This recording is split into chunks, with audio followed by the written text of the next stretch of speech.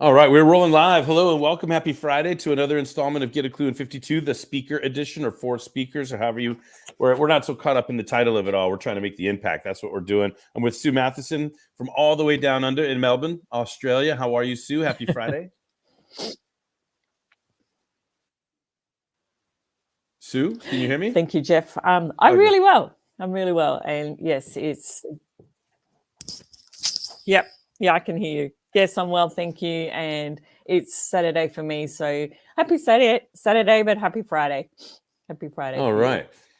Well, we're on tip number 19 today, but let me just do like the quickest, reset that I can. By now, everybody should know that Get a Clue in 52. These books are organized always into 5 categories. The 52 tips fit into 5 categories. We're in section 2 right now. But the first section that we covered starting in January was playing the integrity game. The first 10 tips were all about playing the integrity game, structural integrity, foundation for our career, our endeavors as speakers. And now we're in tip number 9 of section 2, tip number 19 overall, which we'll get into today, bring out your brand. So it's kind of like the landscaping and the paint and the accessorizing and the interior design. Now that you've got the foundation and the structure, now you decorate it according to your differentiation, right? Difference making differentiation, as we've talked about in some of these tips. So it looks like Bayon's coming on board. Let's welcome her in. Hi, Bayon. We're just doing a reset. Cool. We're going to get to the reading word for word in a second, but we're doing a reset right now. So again, section 1 was playing the integrity game. Now we're in section 2, tip number 19 overall, bring out your brand. And then 2 weeks from now, we're going to start a new section, which is be fearless. Now, in these 10 tips, 8 of them are 8 steps to fearless public speaking. We have, our own little tiny mini e-course on that content, but we broke it down, added 2 tips, and made it the 3rd section of this book. 8 steps to being fearless, 8 steps to conversational public speaking. The section overall has 2 more tips to make it a full 10-tip section. Now, one of those steps in the 8-step process is so valuable that when we broke it down, we got 10 tips out of it. And so section 4 is the elements, forms, and functions of step 5 in being fearless. So we'll make more sense of that as we get closer to it. But then what we're going to do is we're going to round out the year. The last 12 weeks of the year are going to be about the 12 accountabilities of building a practice into a business, if that's where you want to take the speaking thing. But first of all, we built structural integrity, and now we're bringing out our brand. So within section 2, let's go ahead and review the tips from within section 2 that got us to where we are today. And Sue, if you don't mind, I'm going to go through this quickly because I know that your dialogue kicks off our word for word when we get to the tip reading. So here we go. Let's see how quickly I can do this. The first tip in section 2 is tip number 11 overall. And we were talking about not being a spectator, that branding is, a participation endeavor. And if you're not setting expectations for the marketplace, then that is the expectations of the marketplace, right? So you might as well take the reins and have some control of that narrative. It's not a passive deal, it's an active deal, branding. Number 2 is we want to understand the difference between a brand, a noun, the promise to the marketplace that's well crafted, and branding, which is the process of getting that promise out to the marketplace. The obvious, one's a noun, the other's a verb, but people get confused in their use of terminology and around branding. I'm going to brand you. I'm going to brand this. I'm going to get branded.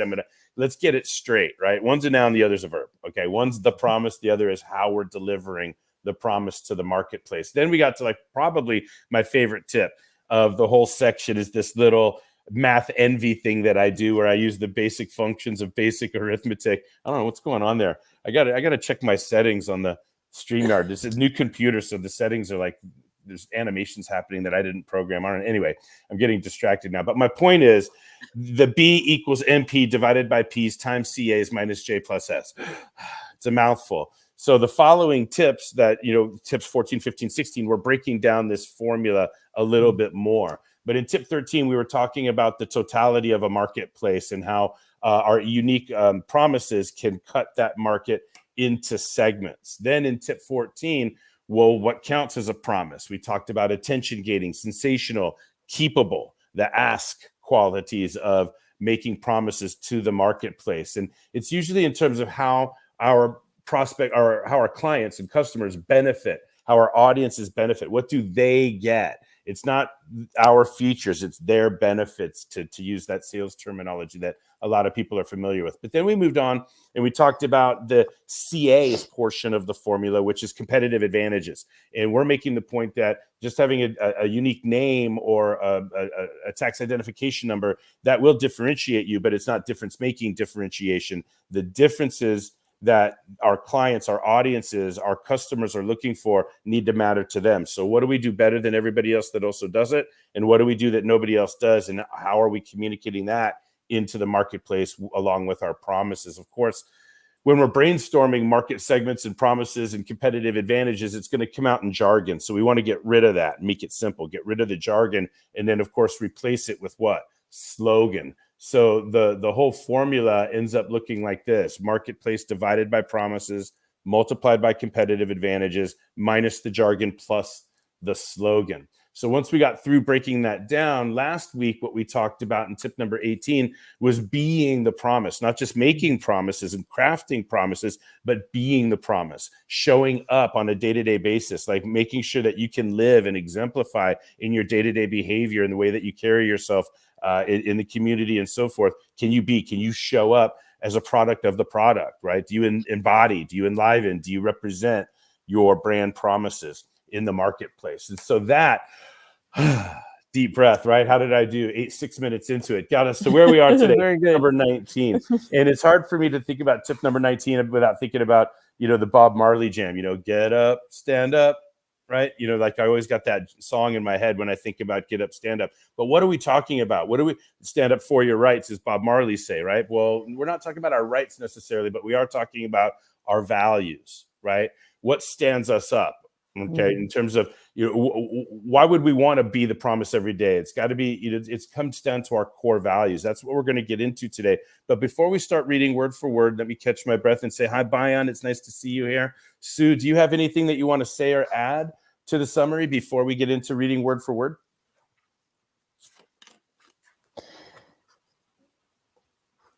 To reflect on when last week we were talking about being the promise, that our behaviors are that representation, but a lot of that comes out of the foundation that we've built when we talked about all the tips in the first section of the integrity game. And that structure is so pivotal to how effectively we be the promise. So yeah, just wanted to, I guess, draw that connection.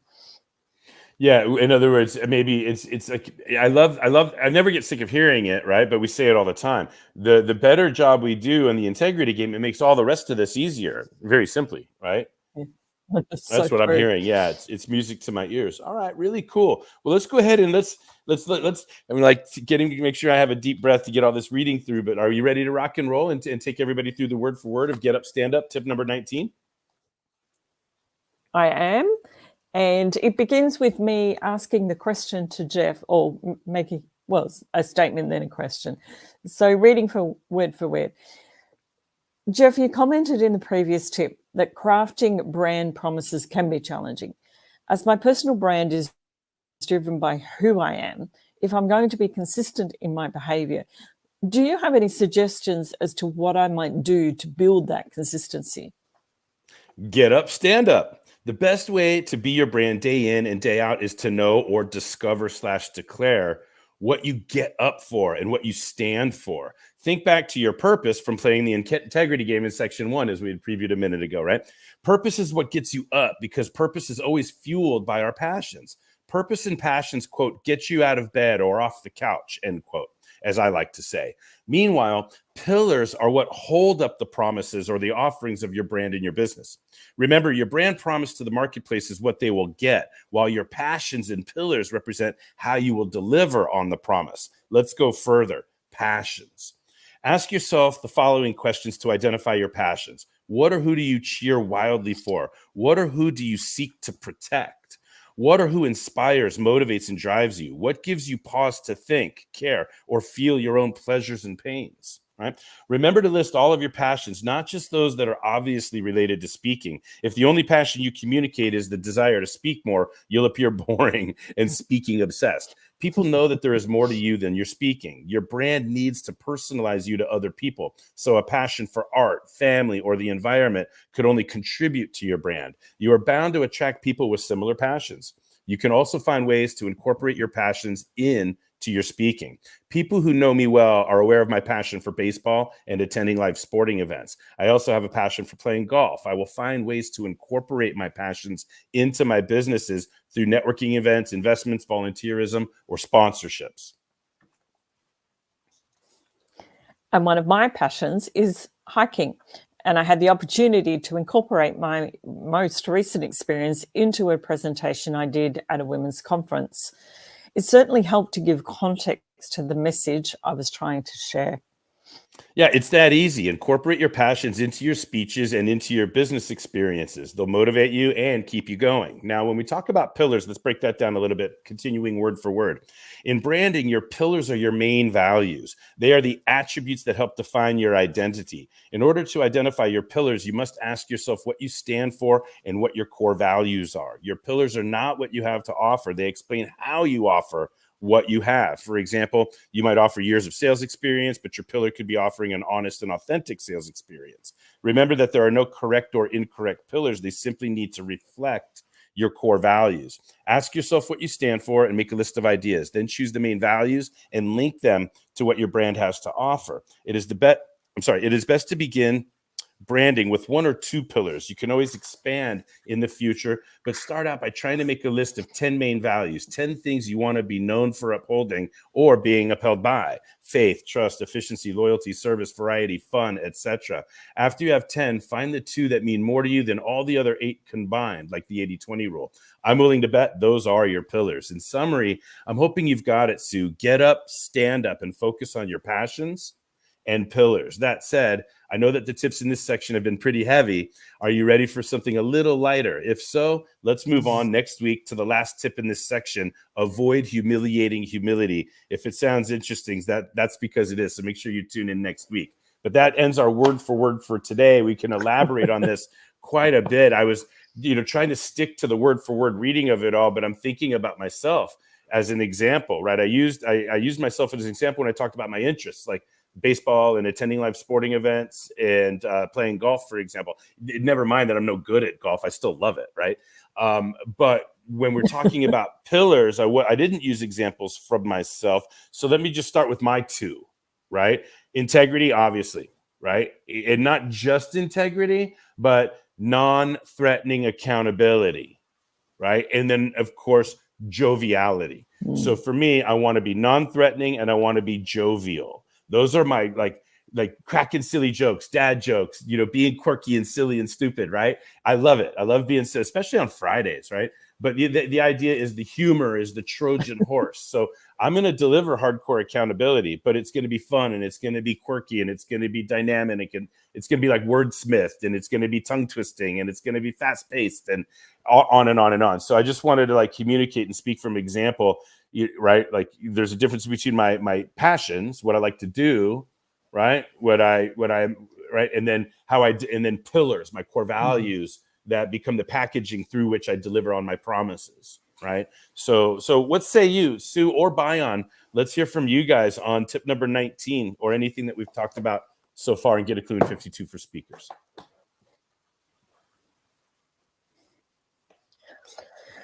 Before I comment, I'd love to hear from Bion. I mean, brand and branding is such a passion for you and is such a focus for you. Yeah. I definitely connect with the part that says passion, that where you said passion bounds people. When it comes to branding, in today's terminology, we've been saying like niche down. I think what niching down really means is getting specific about something that you can feel heart to heart with someone about. So like instead of saying, like you said, instead of saying I'm a speaker, you can say, I help CEOs get out of their head so that they can look at their business from a bird's eye perspective, or something where, like, if I were to hear it, then I can like super connect with the person who's saying it. And I think that I really like that that you said passion bounds people, because I could say, I could say something like my passion is skating. So like if I were to say like I'm a skate teacher, I might entice some people to want to talk to me about skating. But if I say, I help skaters, I help humans with, or I help people with skating, I help people who want to get over anxiety, get over it through skating, then I might bring my passion and like connect with somebody on such a deeper level. And then if I add more words to that can connect us even further, then I think that would make my brand stronger than maybe somebody else who's just like, oh, I'm just a skate teacher. Like, it just kind of narrows it down. Mm-hmm. One of the things I'm hearing there to add on, and by the way, I don't mind. Do you mind if I put your handle on there, Bayan? Is that right? The Persian Skater, at the Persian Skater. Is that where people can find you? Yeah, that's my Instagram. I don't know if the handle is going to be clickable, but yes, that's my Instagram username. And so it's like, now it's like if somebody's going to engage you, Bayan, to improve their own social media engagement, organic engagement without, paid advertising, etc. Like where, you've got strategies for, right? That's what they get. That solves a problem for that. But if they can then see you doing your skating, living your passion, now they know that there's going to be like an animated, colorful, active, like your core values, right? Freedom of expression, movement. When I've seen your stuff, it's always, the weather's always beautiful. The outfits are always colorful. You're always smiling brightly and engaging with it. It seems like strangers who are instant best friends because you're bonding over this love of freedom of movement. So now somebody can imagine if they engaged you to build their organic social media reach, that process of working with you is going to have that same level of color, animation, freedom of expression, and fun loving, that's consistent with your brand promise. So yeah, I'm happy to put that up there, and I hope people get to check it out. And by the way, shameless plug, if you're looking for somebody who can help you build organic engagement through your social media channels, it's my pleasure to encourage you to reach out to Bayan. Sue, what say you about Get Up, Stand Up, right? Pillars and passions. Yes. So I've got mine just listed on a whiteboard here near me, and I was reflecting on them through the week. And one of the key ones is connection. It's about to each other, to ourselves, to infinite wisdom. And when I was reflecting on that, and my passion being hiking, it's very much that visual representation of me actually being out in nature, and that is part of that connection. And so it's the expression, I guess, of the value. Well, that pumps us up, right? But now what I'm hearing, I'm compelled to add on to what you're saying, is this piece that we read in the book, where when we are really clear, it's just funny. I don't know if you've ever had this experience of like having to speak and like, oh no, what am I going to talk about? You know what I'm saying? Like, have you ever like, oh no, what am I going to talk about? Okay, now this is the funny thing. Are you ready? I can't stop myself from being my jovial self.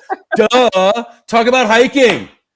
Yeah. Duh! Yeah. Talk about skating, right? Because like basically the idea is like when we really connect with our own passions, let's bring it back into our speeches.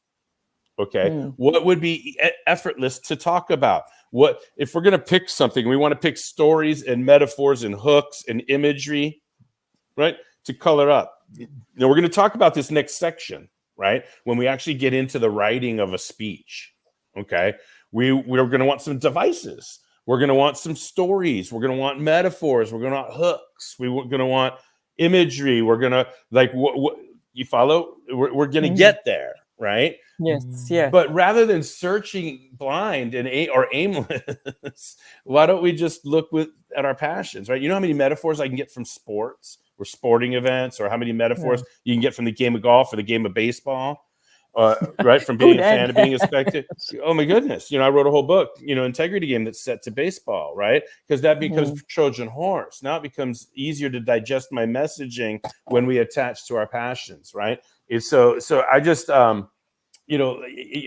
food, right? You love cooking, right? So I've got metaphors for, I talk a lot about ingredients of marketing messages, right? And let's shop in the grocery store of marketing communication and put good ingredients, right? And looking at, like you think about what you love and what you can make into metaphor, make into stories. Because when you talk about hiking, you're talking about growth. You're talking about ascension. You're talking about challenge and risk and fatigue and injury, but group support. You're talking about pushing to the limits and resting and all of these things that transfer to anything that you're trying to do as a speaker. You can lean on your passion for hiking, your command. Anyway, that's what I'm getting from this. Go ahead. Oh, it was, and that was that I referenced it in reading that tip, was the experience of being able to speak at a leadership conference. And by taking the analogy of the hiking experience I'd had, breaking it down to the preparation, the discipline, the habits that I had to build to achieve what I did in that particular experience. And it was having that visual analogy to tie into the principles of what I was trying to talk to just made it so much easier.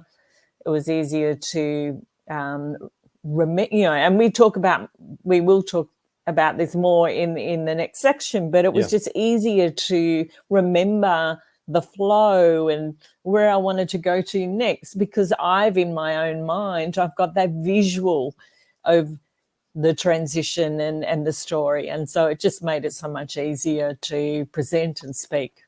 Yeah. It's I want to tie this in. We're talking about, like last week, be the brand, right? Show up as what you're promising others, right? And then, today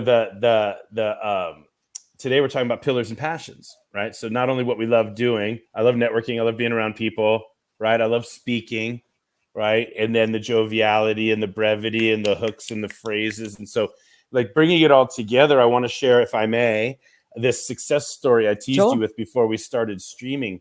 So I joined earlier this year a professional networking organization called Provisors. So, shout out to Provisors. They're nationwide, and maybe people watching this may be members. I recently was contacted by somebody from the East Coast because there's a database, and it's structured networking, but at a high level. Ideally, they want all service professionals that are in the organization have 10 years or more experience in their vertical.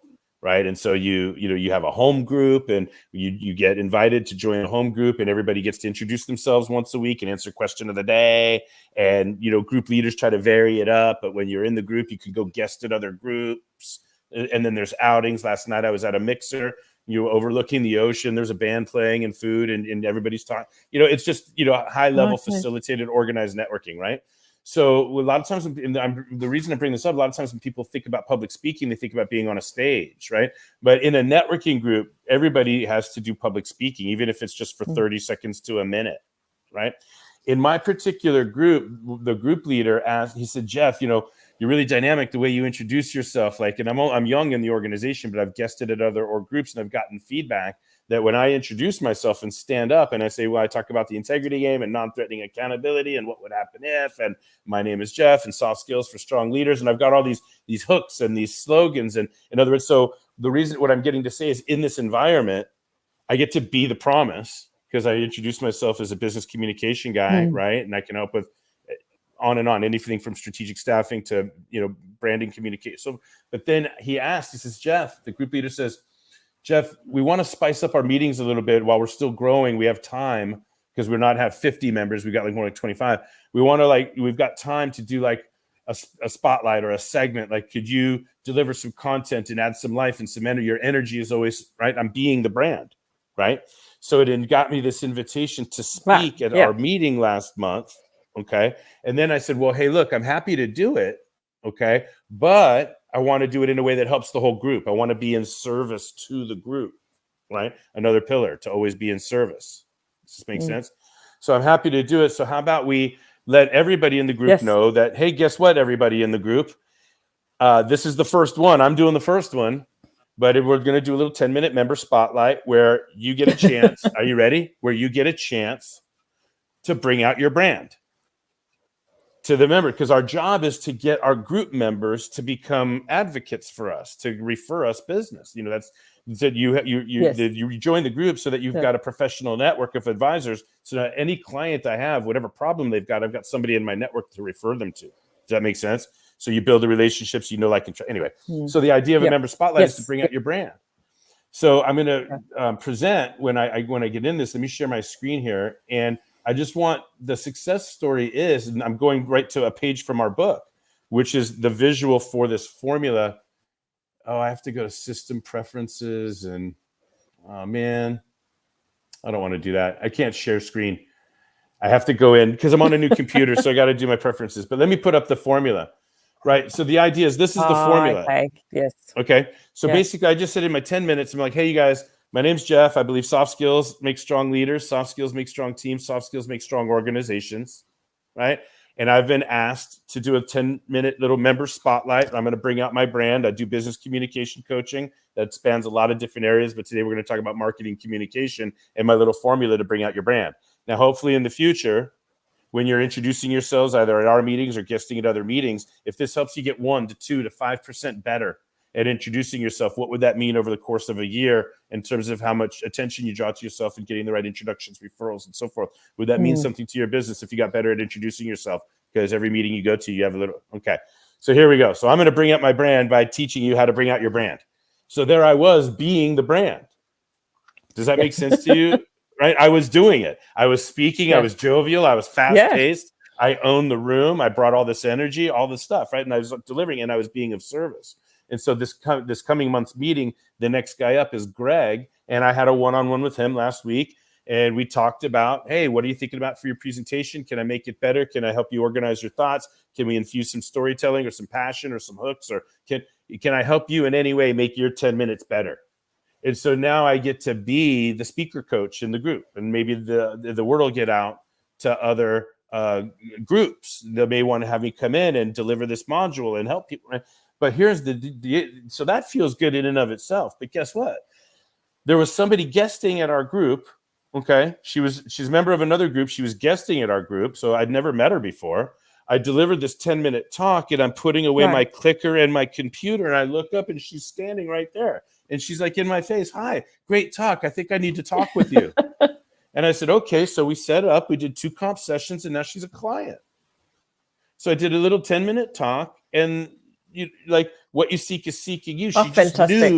She just knew from my 10-minute talk that she wanted to hire, like she was ready for a coach anyway, I guess. And I just came along at the right time with this 10-minute power message. I still gave her the 2 complimentary coaching sessions anyway. We did over 2.5 hours of free coaching to make sure I could help her with what she wanted help with, etc. But it was like effortless, like, for that sale to occur. It was the first client that I got through the provisor relationship. It's only after 3-4 months of being in the group, right? So it's just good business to be the brand. It's good business, you follow, to get up and stand up. It's good business to be able to succinctly be able to speak your competitive advantages and your marketplace promises. And so I just wanted to share that success story and shout out to the power of provisors and to Juan, our group leader. The one you want to know is what he refers to himself. The one you want to know. His name is Juan, but he's a great group leader, and he put me in that position to do the spotlight, and everybody's winning, because of it. So thought I would share that. Yeah, no, that's fantastic. I love it. Yeah. It feels like it's consistent with what we're talking about. It's consistent, and it shows the interrelationship and the integration of the elements that we've talked about, how one pivots off the other. And as you start to focus on one area, you elevate that part of it, and gradually you're just overall amplifying your brand and building that consistency. It becomes effortless, and you live it out. Mm-hmm. Yeah. Well, speaking of effortless, let's go ahead and effortlessly invite anybody to come on in. I've seen some eyeballs and some thumbs and some of these icons that show me some people are, digging it on social media. So thank you for those of you out there that are checking us out on social media. If there's anything valuable that we're providing, we're grateful, because you could be doing a million other things and you're checking us out. So thumbs up there. But if you want to jump into the studio and get into this conversation about branding, we're talking overall about bring out your brand. We're in the 9th tip in this section. So we've talked about what counts as a promise and the formula for bringing out brand, or the formula that I use to help people bring out their brands, and competitive advantages, and getting rid of jargon, and sloganeering sticky, lasting messages. And the more we connect with our pillars and passions, the more we're going to have to draw from for stories, anecdotes, metaphors, and phraseology that will land in the hearts and minds of our audience, rather than just the textbooks of our jargon in our industry profession. So we're talking about all of it, and we got a special guest with us today, Bayan, the Persian skater herself, who I can tell you right now, she promises she can increase your organic engagement on social media. Is that right, Bayan? Tell us about it. Yes. What would you like? I don't know. I just threw it to you. I just put you on the spot there while I'm inviting people to join us in studio. If you don't have anything else to say, that I got something else that we could do. Let's do the standard, right? The standard exchange of value. How about this one? Give us your email. We'll give you a report, right? So we've got a little PDF that we've cooked up that's got information that you can read and break down and study in real time and take notes on to enhance your ability to bring out your brand, right? And it's very simple. tinyurl.com is how we shorten all of our URLs. And then after that, it's TIG for the integrity game, TIGBOYB, bring out your brand. So if you give us your email, we'll give you a free report. And that free report, if you follow it through, you'll be able to click and then schedule the first of 2 complimentary sessions with an integrity game certified coach, right? So anybody that has not had them yet is always eligible for 2 complimentary coaching sessions. We always make that available. 2.5 hours of free coaching, no questions asked, to anybody that hasn't experienced it yet. We want the world to play the integrity game, and we want to make it risk-free and capitalize on that beautiful trialability that's proven to increase rate of adoption, to use some academic terms and some jargon that I advised against earlier in this episode. So that's that. And then one other thing, June 25th in San Diego, Sue is going to be stateside all the way from Melbourne, Australia. You've got some time to spend in LA, and you're like kind of do the jaunt down here to San Diego. So we're going to do an event June 25th. It's going to be a reboot of Authors Hour. Authors Hour at the University Club, where I'm a member. The whole premise of this event is that I can't be the only author at the University Club. So I was on the lookout for other members that were authors that I could put on a panel and facilitate Q&A, panel-style discussion about the process of writing a book, right? And then publishing a book, and then marketing a book, and selling a book, and keeping a book alive or active or valuable in your ecosystem for whatever purpose that book got written. What now after the book is done? So any and all of those questions, it's really great to hear from different authors of different genres, of different stories about how they got to their book writing. But then there's people that would join and attend to learn with and from those authors that maybe they have a book inside of them, or maybe they have an idea, or maybe they want to get over the hump, or they have a question about self-publishing versus trying to find a publisher, or some aspect, right? Maybe we can help encourage people to get their book out of them, right? And then authors would bring authors copies of their books, right? Which is we get them more affordably than retail, right, Sue? So we donate our authors copies to the University Club, which is a write-off for us authors, but then attendees can then make a donation to the Lamp of Learning Scholarship and then walk away with authors copies of our books. So now we're trying to, bring out the brand to fellow authors, encourage aspiring or emerging authors to get their book out of them, right? And raise some money for the Lamp of Learning, and have a lovely evening atop the Symphony Towers, University Club, downtown San Diego. How does that sound? And what we want to do is we want to find a lot of fun. We want to find a photographer and videographer and get them up there. So I'm going to be looking for sponsors. to cover the expenses of a photographer and videographer, and then if we can cover the expenses of, let's say, a drink or two per person, or tray passed hors d'oeuvres during networking hour, something like that. And then inside the university club, they'll put a price tag on the event, like $25 for members, and then we could whatever. Like we're getting all those details together. So I'm on the lookout for sponsors, but right now you don't have to wait to save the date. Block it off on your calendar. Tuesday night, June 25th, downtown San Diego at the University Club.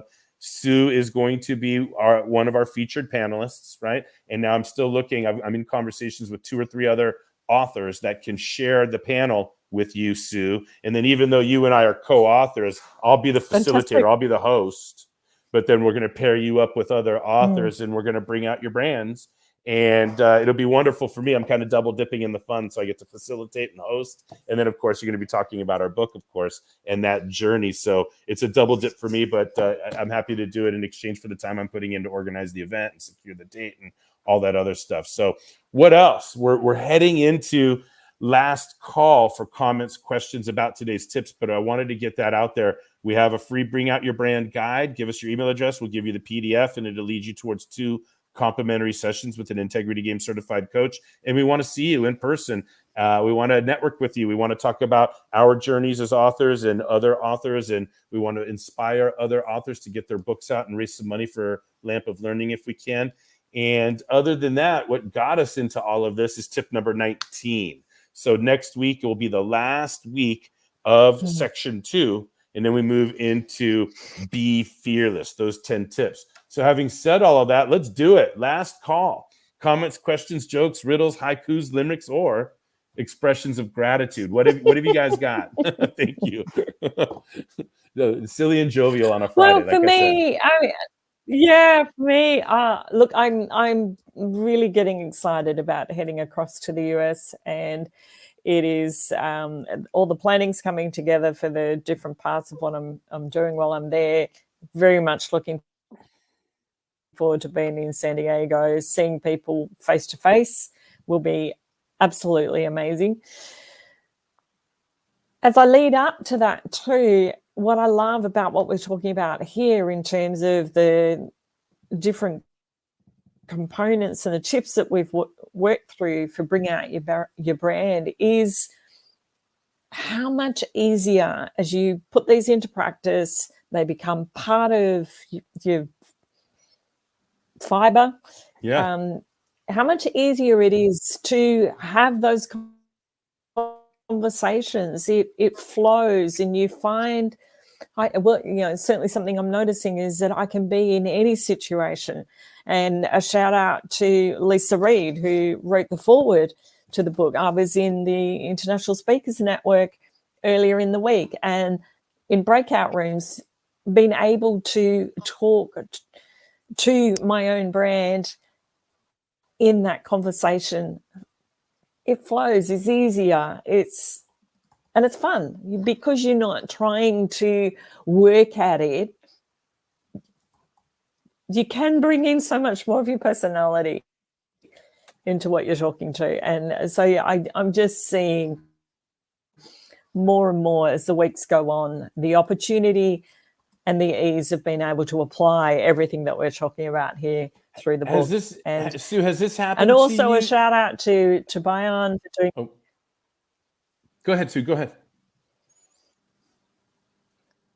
Well, I'll come back to that in a minute, but a shout out to Bayan doing a brand therapy session with her, and she helped me just pick up on a little bit of nuances in the language that I was using with some of the social media profiles. And I've been Bayan, I haven't had the opportunity, but I've gone back and I've revisited some of my profiles and been able to update the wording. So I'd be interested in you having a look and seeing what you think. But you shifting the language to more effectively build the connection with my audience. But sorry, your question, Jeff. Well, it's relative to what you're saying about Bayan. That's what Bayan's great at, is get us out of our own head. You follow? And this is what, in other words, all right, tell me how, say it again, but how they want to hear it. Not how we're saying it in order to make ourselves feel better or protect our own egos or an extension of our sense of self. But we have to say it in a way that it lands for them. And Bayon's so great at that, right?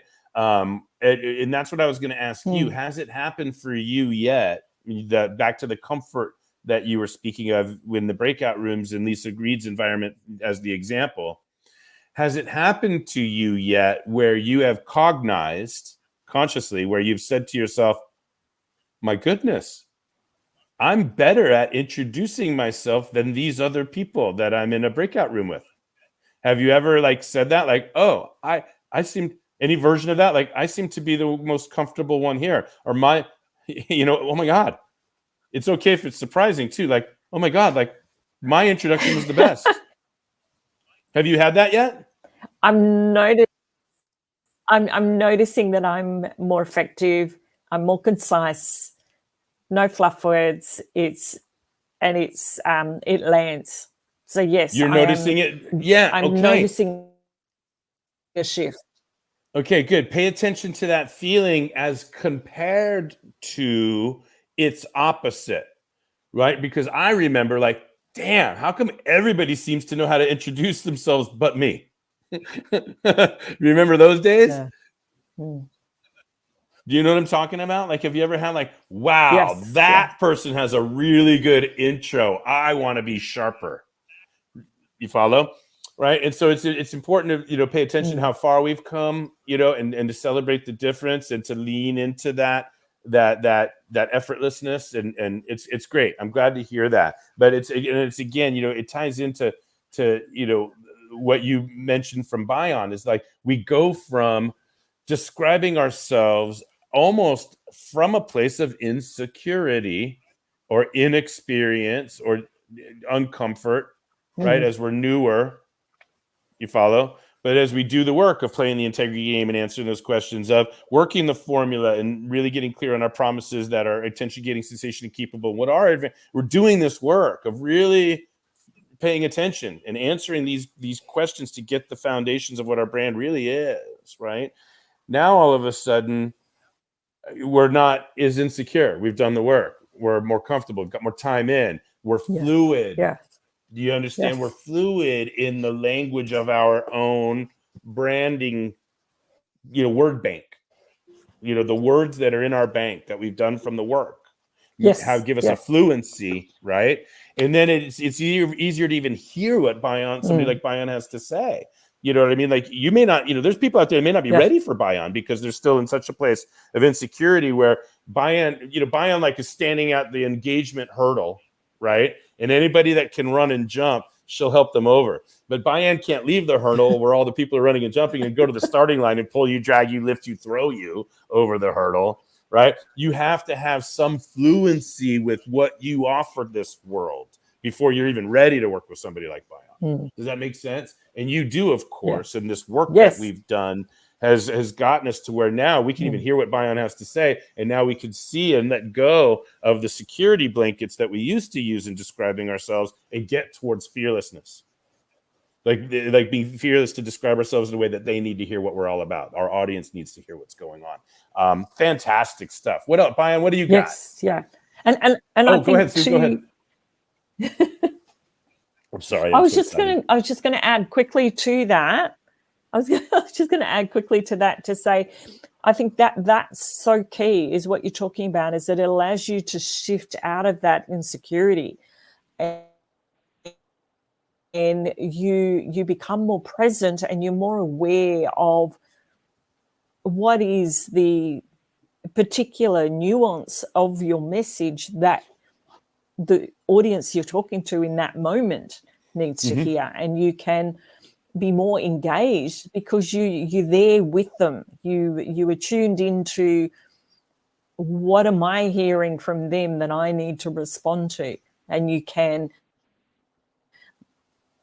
target or massage your message that meets their particular need. Yeah, it's hard to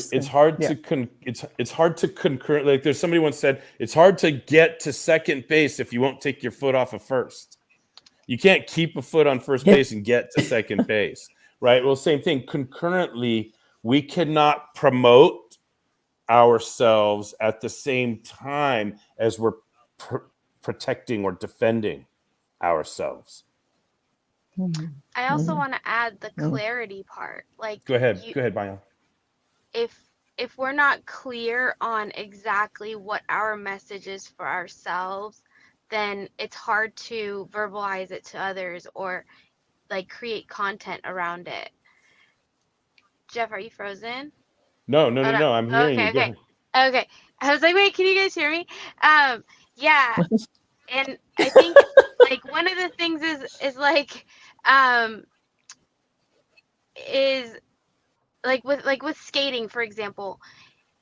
Once I learn something on one side, like going to the left, then I like attempt to teach myself on the right side. And like to teach myself, like I have to think about it in steps that I didn't have to think about when I was only learning it.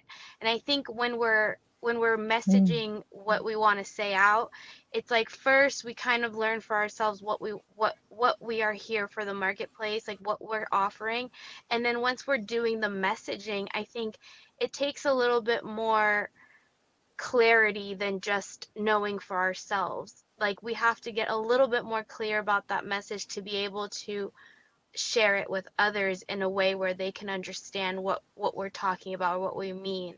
And like when it comes to skating, again, like there's times where I'm saying it to somebody else or I'm attempting to teach them and I have to say it multiple different ways, and they have to kind of look confused to me, and I'm like, oh wait, okay, so let me see how else I can say it so that we can be on the same page.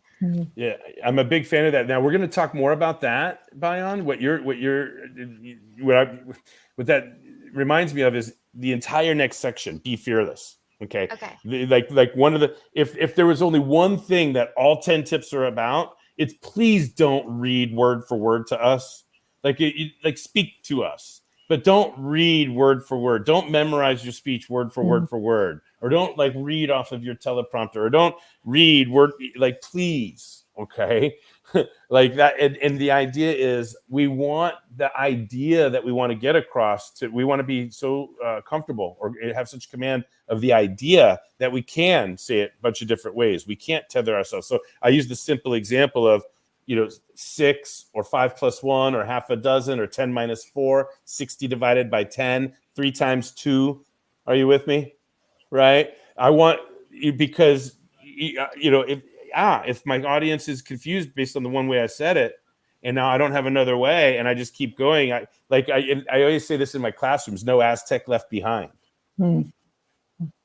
Right? Like, hey, like ask questions, but I want to be so familiar with what I want to get across that I can read the room and I can see if there's confusion in the face, and then stop what I'm doing and say, hey, let me hang on a second. Do you understand? Do you have a question? And work, and then move on. Now, timed speech, on a big stage, if you got 15 minutes to talk or 45 minutes to talk, it's harder to read and engage with your audience. But if anybody looks up any of my speeches from a couple years ago, the Spider Talk or Hug You Accountable, you'll see me, interacting with the audience as much as I can. And sometimes the lights are in your face, you can't see everybody, but the idea is, I love what you're saying there, Bayan, and like what we're going to talk about in the next section, be fearless.